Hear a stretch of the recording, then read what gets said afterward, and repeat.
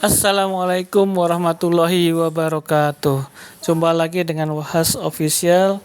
Kali ini saya ingin berbagi kembali tutorial untuk menginput permohonan pendaftaran merek di DJKI, yaitu di situs https://merek.dgip.go.id.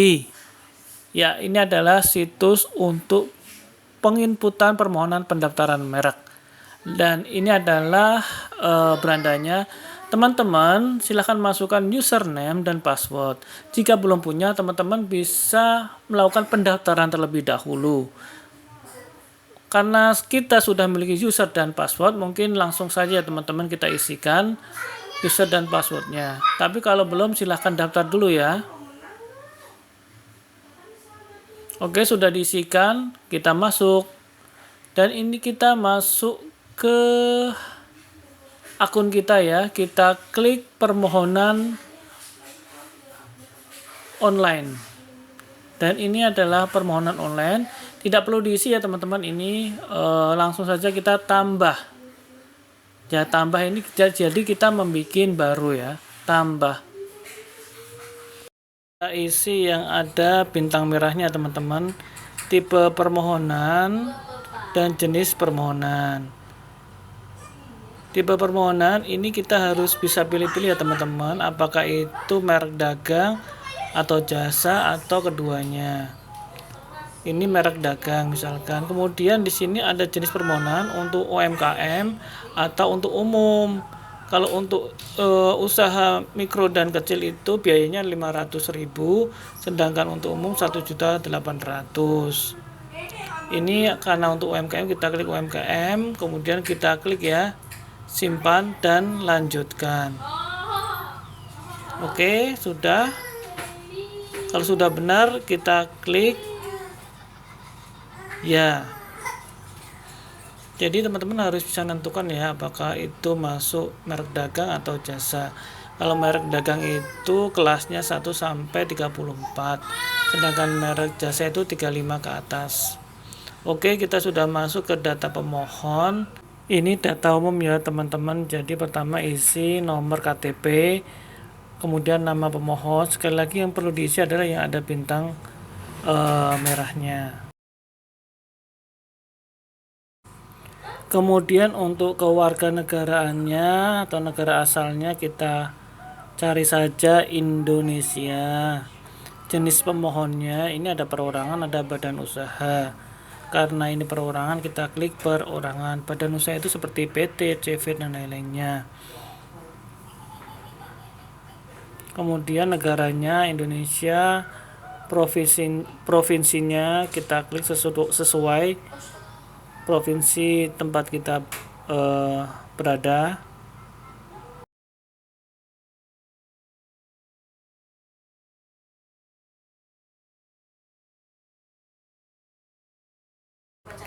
Alamat silahkan diisi dengan lengkap ya teman-teman, dengan kelurahan juga kecamatan. Untuk kabupaten, kota, dan provinsi tidak perlu ditulis lagi di sini. Setelah itu kode pos, nomor HP dan email. Tentunya nomor HP dan email yang aktif. Data ini adalah data yang penting ya teman-teman. Data pokok dan pemohonnya seperti ini, terutama yang dikasih bintang merah ini wajib diisi. Kita lanjut data berikutnya, di mana silahkan kalau teman-teman mau ngisi WhatsApp, Telegram, Instagram, Twitter dan Facebook silahkan, tapi ini tidak wajib. Kemudian di bawahnya teman-teman, jika alamat surat menyuratnya berbeda, kita checklist ya. Kemudian kita isi data alamat surat menyurat. Terutama ini untuk biasanya jika pendaftaran merek itu difasilitasi oleh instansi lain, oleh suatu instansi seperti klinik HKI, atau difasilitasi oleh perusahaan, atau difasilitasi oleh instansi pemerintah, baik itu pusat maupun pemerintah daerah. Biasanya ini diisi oleh alamat instansi yang memfasilitasi. Tapi jika ini dilakukan oleh perusahaan sendiri atau perorangan dan alamatnya tidak berbeda dengan data pemohon, maka ini tidak perlu diisi. Jika data pemohon sudah lengkap dan benar, kita klik simpan dan lanjut.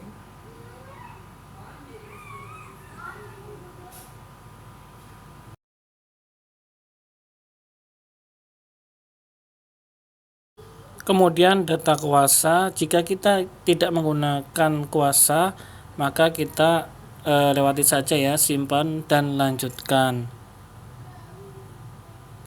Kemudian data prioritas, biasanya ini untuk merek yang didaftarkan ke luar negeri. Jika tidak, maka kita lewati saja, kita klik simpan dan lanjutkan. Nah, ini penting teman-teman, data merek teman-teman perlu isi seperti pertama, yaitu yang sekali lagi yang ada bintang merahnya itu wajib diisi. Tipe merek, nah ini ada beberapa tipe merek, ada yang tipe merek kata, ada kata dan lukisan. Karena ini kata dan lukisan, kita klik kata dan lukisan.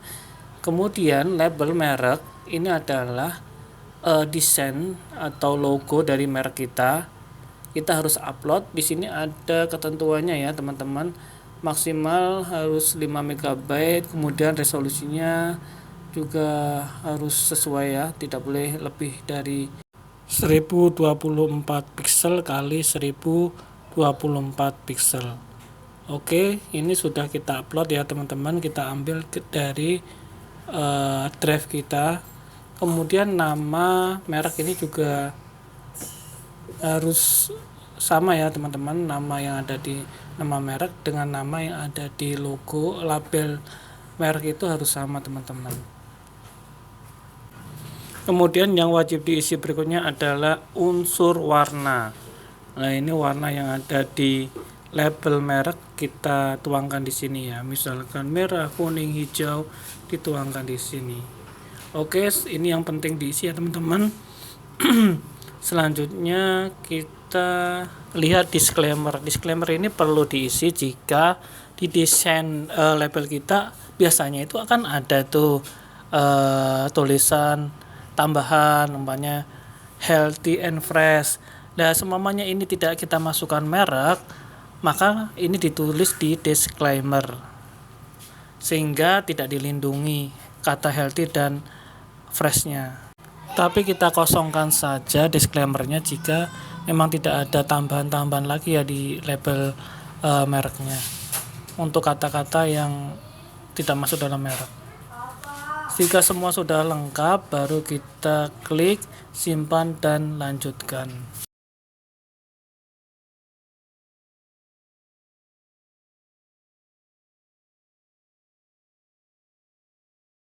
Selanjutnya kita masuk ke menu data kelas. Ini juga sangat penting ya teman-teman, harus kita isi, wajib kita isi. Caranya kita klik tambah ya, kita klik tambah. Kemudian kita harus tahu kelas produk kita itu masuk kelas berapa. Karena ini produknya hijab, pakaian, itu masuk ke kelas 25. Maka kelasnya kita klik 25. Teman-teman kalau ingin tahu jenis produknya masuk kelas berapa, bisa lihat di deskripsi ya, ada link untuk mengetahui kelas produk kita. Ya, kita kelasnya kita cari ya, ini kelas yang ke-25.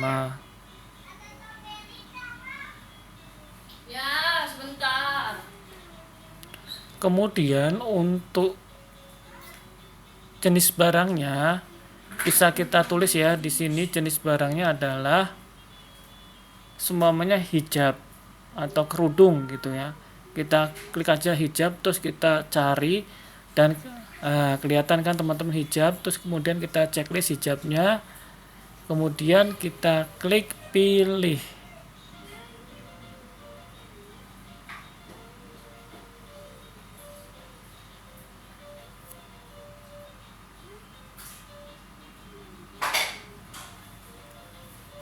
Misalnya kita ada produk lagi nih teman-teman, kita klik lagi tambah, kemudian kelasnya kita klik lagi 25.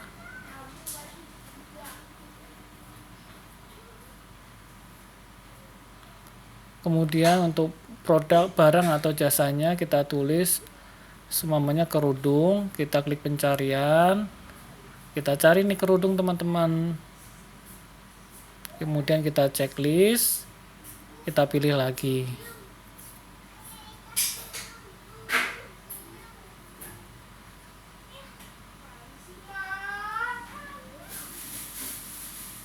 Oke, jika sudah barang yang kita akan daftarkan mereknya sudah lengkap teman-teman, maka kita checklist nih jenis barang atau jasa yang diajukan telah dicek dan telah sesuai.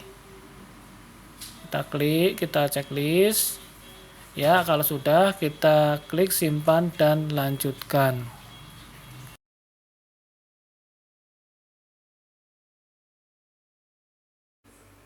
Dokumen lampiran. Karena jenis permohonan kita adalah permohonan UMK, usaha mikro dan kecil, maka ada 3 dokumen yang perlu diupload. Caranya, yang pertama, klik tambah. Jadi 3 dokumen itu adalah surat pernyataan usaha mikro kecil, surat permohonan, surat rekomendasi atau keterangan dari dinas terkait, bisa Dinas Perdagangan dan Perindustrian atau Dinas Koperasi dan Usaha Mikro atau Kementerian Perindustrian, Kementerian Perdagangan dan lain-lainnya. Sedang yang ketiga adalah tanda tangan pemohon. Oke, yang pertama kita klik tambah, kemudian kita cari surat pernyataan usaha mikro kecil di atas materai. Kemudian kita upload ya filenya, terus kemudian filenya itu dalam bentuk PDF. PDF ya teman-teman.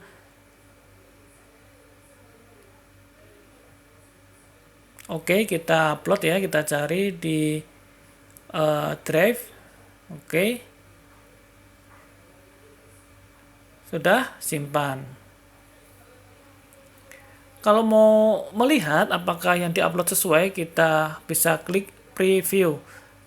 Ya, kita klik preview, ini akan kelihatan teman-teman surat pernyataannya. Ya, seperti ini ya teman-teman. Di atas materai. Kemudian yang kedua adalah kita klik tambah lagi. Yang perlu kita upload adalah surat rekomendasi atau keterangan dari dinas terkait. Jadi teman-teman silahkan mengajukan permohonan nih ke dinas terkait, Dinas Perdagangan dan Perindustrian kah, atau Dinas Koperasi dan UMKM kah. Kita mengajukan permohonan untuk mendapatkan surat rekomendasi.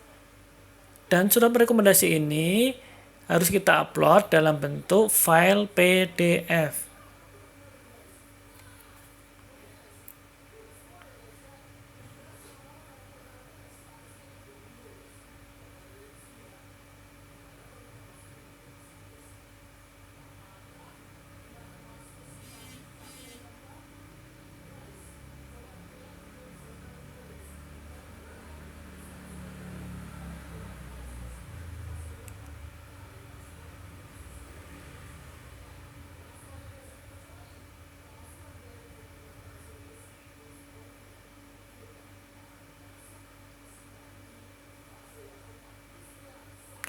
Yang ketiga, klik tambah lagi. Kemudian kita cari tanda tangan pemohon.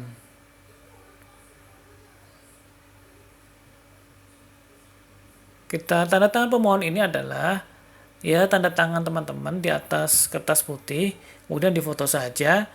Kemudian yang kita upload filenya dalam bentuk JPG, dalam bentuk gambar ya teman-teman.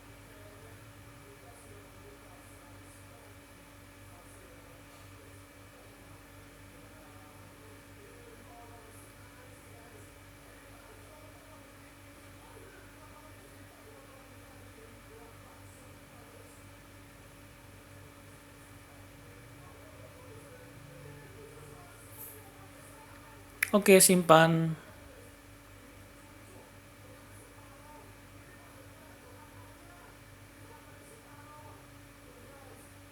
Ya, 3 dokumen ini yang kita perlukan untuk diupload di tipe permohonan usaha mikro dan kecil. Tapi teman-teman, kalau permohonannya, jenis permohonannya umum, cuma cukup satu saja ya, tanda tangan pemohon saja yang diupload. Kalau sudah, simpan dan lanjutkan. Dan ini adalah ringkasan pengisian, teman-teman bisa cek kembali ya, terutama nama pemohonnya, nama mereknya, labelnya, alamat pemohonnya. Kita cek semua, kalau sudah benar, bisa kita klik simpan dan lanjut. Oke, kita klik lanjut saja ya ini. Nah, kita masuk menu billing. Di sini kita klik buat billing. Jadi billing ini nanti akan keluar nomor billingnya ya, kode billingnya sebagai ini ya, kode untuk pembayaran penerimaan negara bukan pajak. Oke, kita checklist dan klik ya. Kita tunggu teman-teman sampai kode billingnya keluar. Ya, sukses teman-teman. Kode billing telah ditarik ya. Dan setelah ini kita harus melakukan pembayaran ke bank, melalui bank ya. Kita masuk kembali ke permohonan online, kita cari nih nama merek yang kita daftarkan. Nah, di sebelah kanan nanti ada tulisan download invoice. Ini kita klik. Oke, ini adalah invoice untuk penarikan billing. Di sini keterangannya adalah belum dibayar. Dan perlu diketahui bahwa invoice ini berlaku hanya 1 kali 24 jam. Jadi dari jam 00 sampai jam 24. Seumpamanya kita menarik billingnya hari Senin, maka harus dibayar hari Senin juga. Jika kita tidak bayar hari Senin, maka hari Selasa invoice-nya akan kadaluarsa, sehingga kita harus menarik kode billing lagi atau mendapatkan invoice yang baru. Bagaimana cara membayarnya? Teman-teman membayarnya melalui bank ya teman-teman. Bisa menggunakan mobile banking, bisa langsung ke banknya untuk setoran, dan cara-cara yang lain di mana pembayaran itu adalah pembayaran untuk PNBP, penerimaan negara bukan pajak. Jadi bisa melalui mobile banking atau bayar langsung di bank atau melalui ATM yang ada menu pembayaran PNBP, penerimaan negara bukan pajak. Kalau teman-teman sudah membayar, kembali ke akun merek, masuk ke permohonan online, cari nama merek yang sudah dibayar, kemudian download invoice lagi teman-teman. Ya, download invoice lagi. Dan teman-teman dapat dilihat bahwa invoice-nya untuk statusnya berubah ya. Tadi kan belum dibayar, sekarang sudah dibayar. Jadi ini sudah selesai ya proses untuk pembayarannya.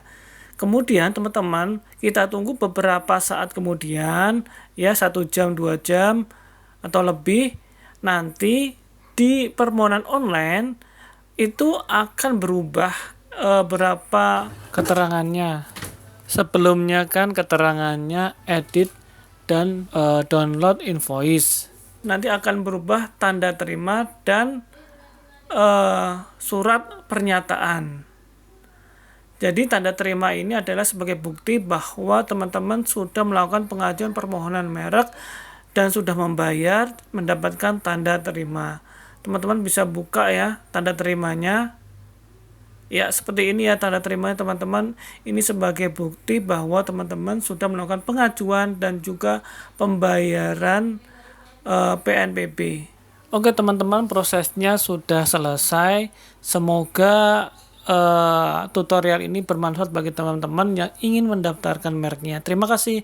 Wassalamualaikum warahmatullahi wabarakatuh.